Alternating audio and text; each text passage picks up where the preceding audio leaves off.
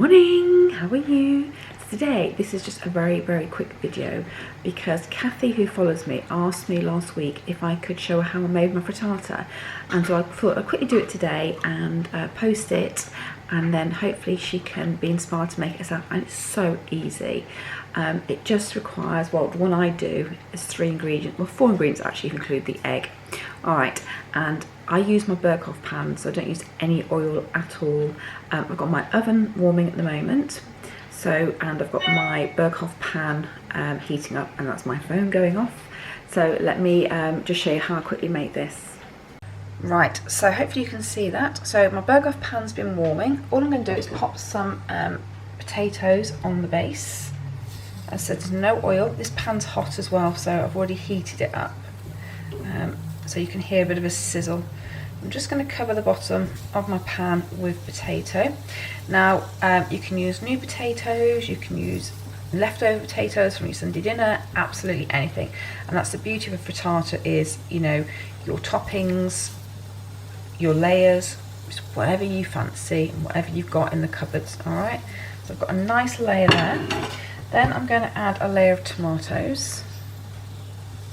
And I prefer cherry tomatoes because they're so much more sweeter than normal tomatoes. But again, it's whatever you've got in your fridge. I've always got cherry tomatoes in my fridge. I just love them. They're great for picking. They're great for salads. And so they're great for things like this. Or even if you're doing sort of pasta sauces, I just think the cherry ones just give a nicer flavour. Okay, so that's gone in there. Got some spring onions, which I'm just going to sprinkle across. Now this is 3 spring onions which I've chopped. Okay, it's all gone. And then I'm just going to top this off with some more potato.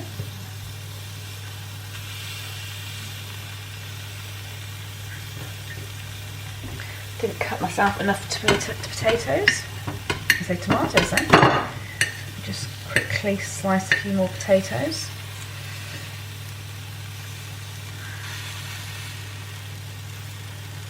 This is very quick and easy lunch. I make it in advance and then leave it cold in the fridge. Okay, so that's done. And then all I need to do is pour over eggs. I've got 3 eggs here. And it depends on how much filling you've got as to how much eggs you need. Just give it a bit of a wiggle to make sure you get on the base all the way around. Now I might actually put a couple more eggs in this one today. Oop, she says. Just to make it a really thick frittata.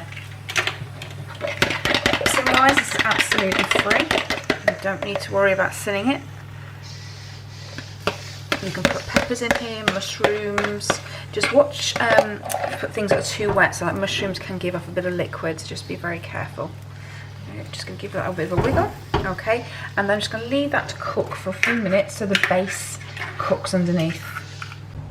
Right, so you can see now, if I show you, it's starting to cook around the edges, and that's just perfect. So it's just coming away slightly. Okay, can you see? I don't know if you can see me pulling it away.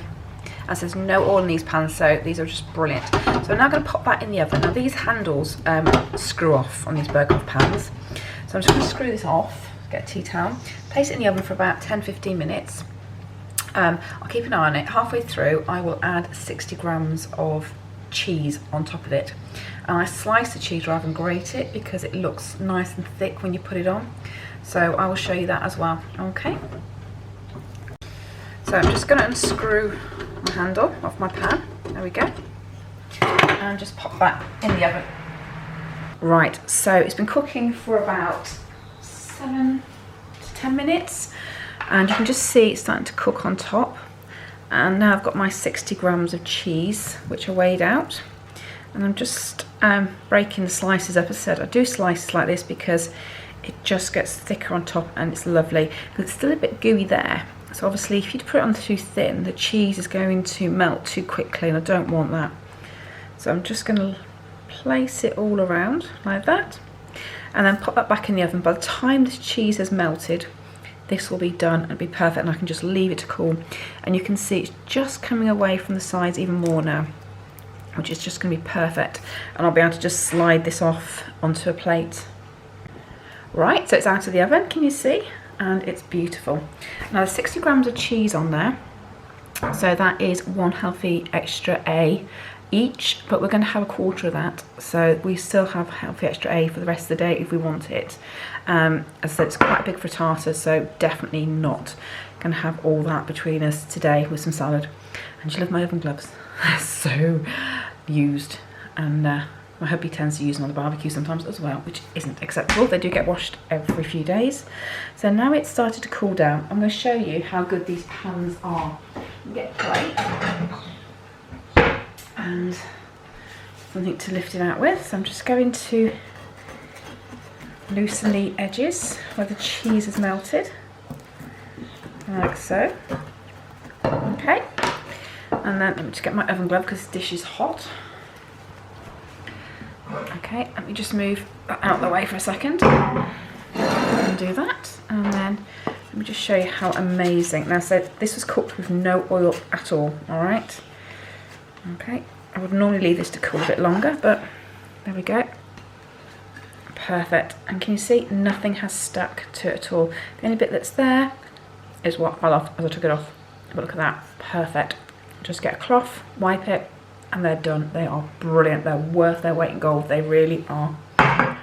So that is my frittata. Just give a little bit of a dressing there, like so, and that's done. Doesn't take long at all. What do you think? You see? Perfect. And I don't know if you can see the thickness of it. It's huge. As I said, really easy, quick, hearty meal. For lunch, as a snack in your fridge, and vary the ingredients as much as you like. So guys, that's it. So Kathy, I do hope you like that.